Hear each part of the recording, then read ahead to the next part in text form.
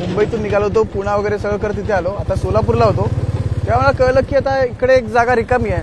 म्हटलं इकडे जाऊन निवडणूक लढवावी.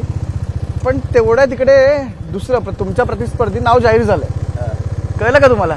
नाही भाऊ, मी आता तुमच्या बरोबर. अहो काय काय सर, काय बोलताय? नाव जाहीर झालं तुम्हाला माहित नाही?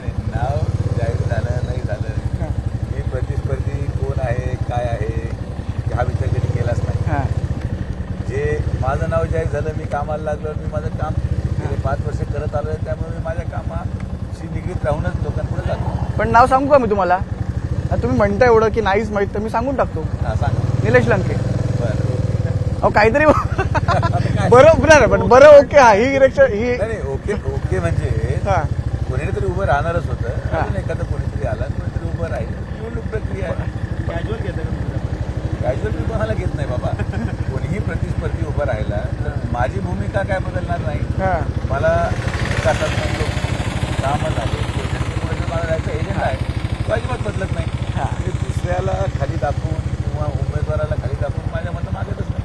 त्यामुळं ते असतील किंवा दुसरं कोणी असेल ते डझंट मेक अ डिफरन्स. कोणालाही हलक्यात घेत नाही. निवडणूकच असते आणि निवडणूक पद्धतीने लढवायला. एबीपी माझा, उघडा डोळे बघा नीट.